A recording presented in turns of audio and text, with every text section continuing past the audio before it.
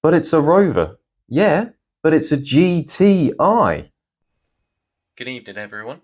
So today, what I've decided to do is install some mud flaps on the GTI. They're not really there for any form of protection. Well, I suppose they kind of are, but they're not really. It's more of a style thing than anything else. So yeah, follow along with the guide.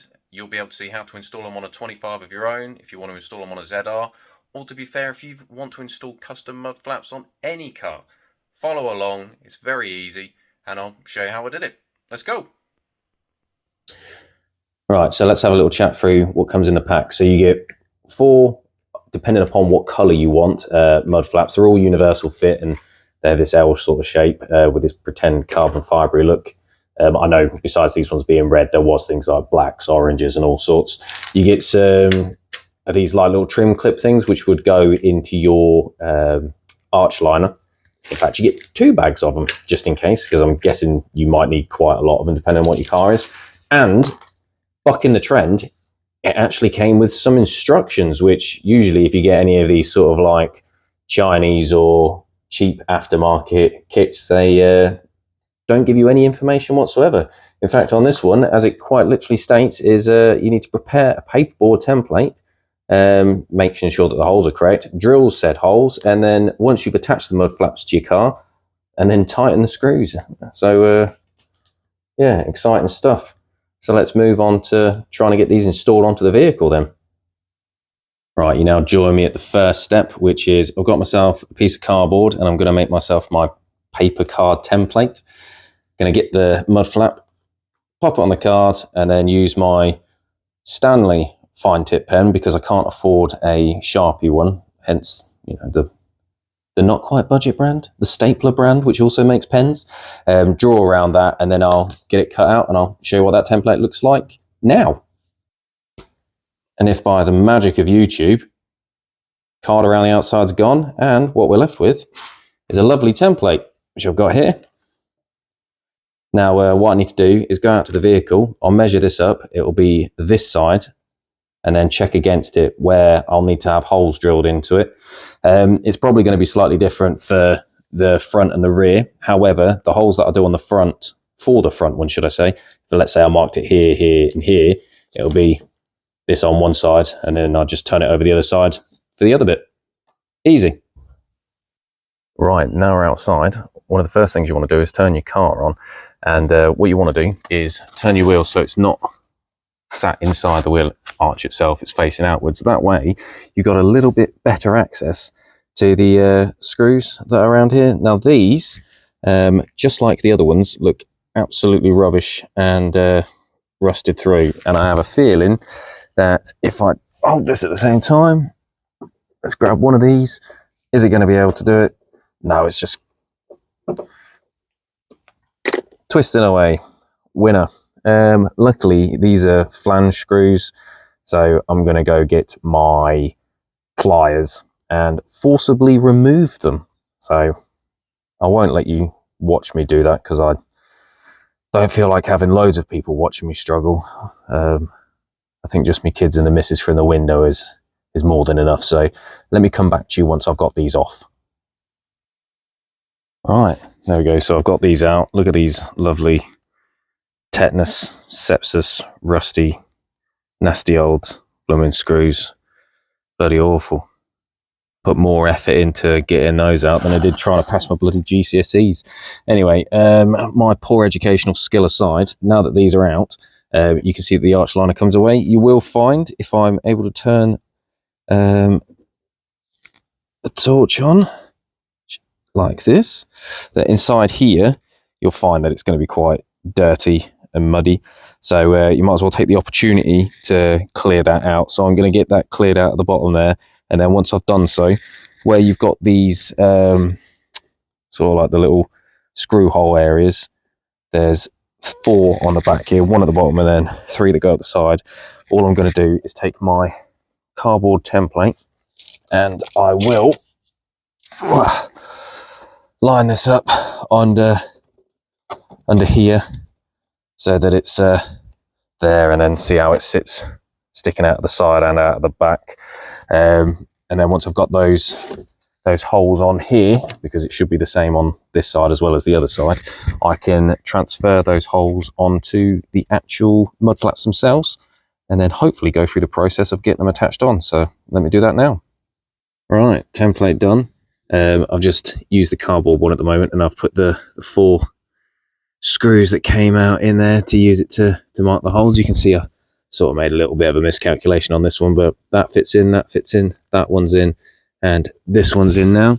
So I'm just going to go transfer this onto the actual mud flap and get it attached, which hopefully won't take very long.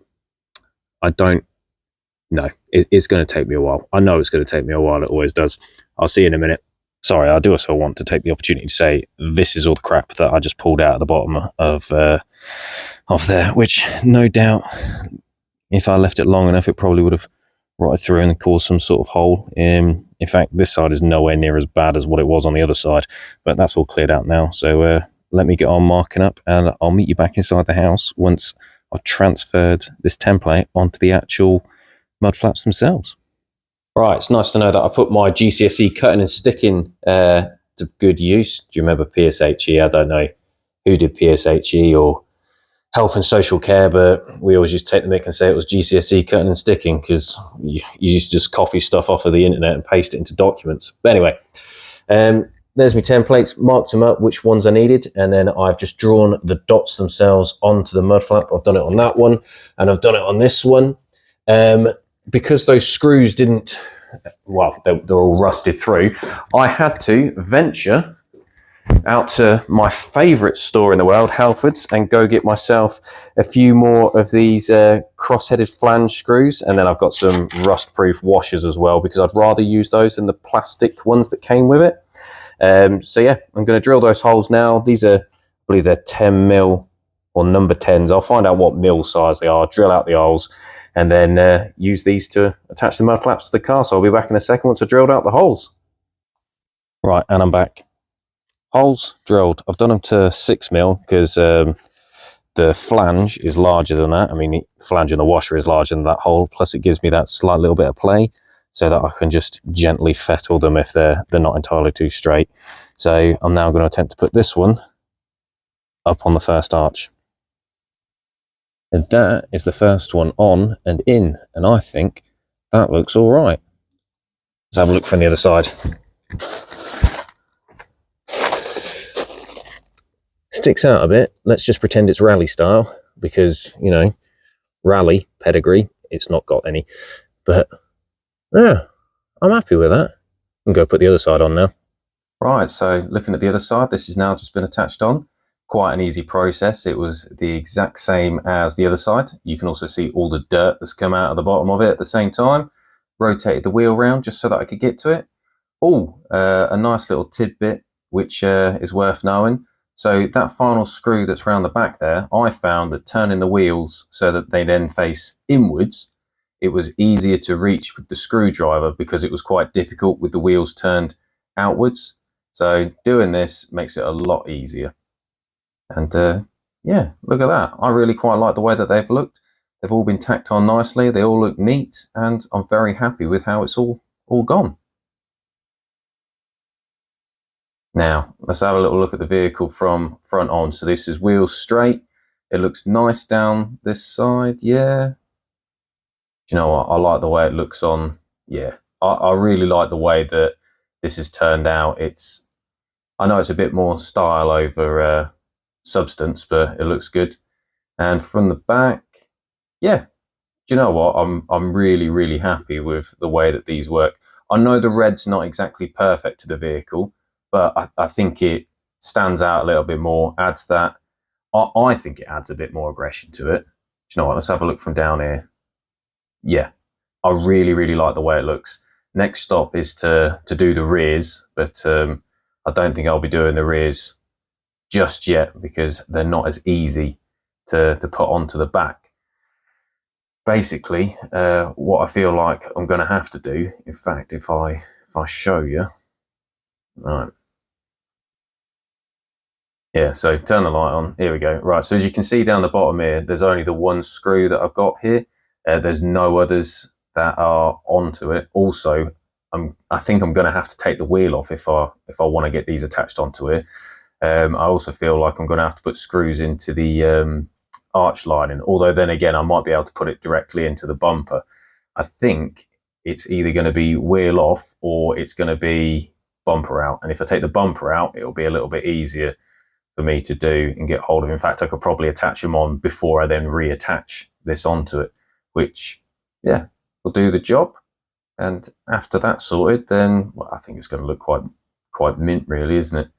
But yeah, I've quite enjoyed installing these mud flaps onto it, and well, I think it's going to look absolutely fabulous once all sets of them are on.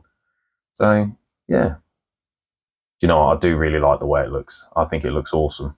Yeah, to me that looks really, really good. Right, and this goes out to Fenland District Council because we have to maintain a good quality recycling habits, and there it is, dumped into the recycling bin. Ignore the fact it's a bit dirty, but there you go. Right, so let's give it a little go. Oh, squeak into the window. That sounds absolutely fantastic. Yeah, car pulls all right. Well, I say it's always pulling all right, isn't it? Blooming. Not going to drive it around too much though, because I've still got that random coolant loss which I'm getting. You'll see in a later video that I do attempt to give it a fix, yeah, to some varying degrees of success. I'll just take it for a little cruise now, just down the OAP estate. It's going all right.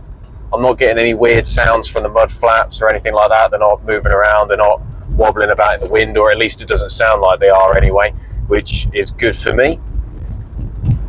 Yeah, I'm quite happy overall with how everything's turned out. I think they look good. It's taken slightly longer than I thought it should have taken in order for me to get these sorted, but that doesn't matter. It's an entertaining afternoon. Got the jobs done in the morning, so I thought I'd do this to the car in the afternoon. Keeps me happy, keeps me out of the way of things. Once I've taken the car for a cruise around, I'll swing back round to the house and then spend the evening with the family, as you do, because that's what a responsible adult does. Even if I am sitting in a 25-year-old POS built by Britain, still. I hope you guys enjoyed watching what I got to do today. I hope you enjoyed the learning experience that I've been on, just the same as yourselves. If you didn't know how to attach mud flaps onto your car, well, at least now you know. Do check them out, or whatever this company was. I'll put a link to the eBay place that I got these mud flaps from in the description, so that if anybody actually wants to get a hold of them, they can do.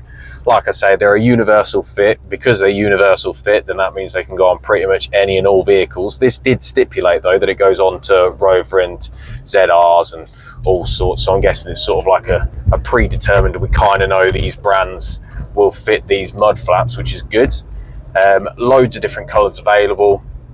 I picked the red, as you've watched what I've put on. There's black ones as well, there's blooming yellow ones, green ones, blue ones. There's all colours under the sun. I mean, I'm sure if you've got a vehicle like my Passat, for example, I was actually able to buy mud flaps that were specific to the vehicle. This, of course, well, like, as I'm sure you all know, and you've heard me say 100 times before, the company's been defunct, or Rover, MG Rovers, been defunct for 20 years. Hey, Alex from the future. Well, future in comparison to when I was sat in the car prattling on about, I think I'd started to roll off on a tangent about MG Rover being defunct for over 20 years. I don't really think you need to sit and listen to me go on about that while I drive down a crap country road. What I wanted to say, and what was more important, is I hope you actually learned something from this. If you did like my video, please like and subscribe. Please leave a comment if you want to leave a comment. I've got the link to that mud flap company in the description box below. If there's any further information you want, then reach out to me, reach out to that company. Probably better reaching out to that company because they're the ones that produce these mud flaps. I hope you found it entertaining. I found it entertaining. It kept me going for the afternoon, and I was very happy, and I enjoyed doing what I was doing. I've just got the rear two left to do now. I'm going to tie that in with sort of like a follow-up video to it, not just about installing rear mud flaps. I think I want to do that with the with the bumper removal, alongside with getting those holes drilled into it so I can get the rear ones installed. And I'm thinking about putting on some aftermarket parking sensors for no other reason than I've become very lazy with my driving and succumbed to the modern benefits that is parking sensors, and it would be nice to have them in the car. Not the ones with the weird LCD screen though, I don't like that. Just the beepy ones, because there's just something about a machine beeping at me that makes me feel, you know, like, yes, it is still the future. Yeah, and on the back of that tangent, once again, thank you very much for watching. Please like and subscribe, and I'll see you in the next one. Bye bye.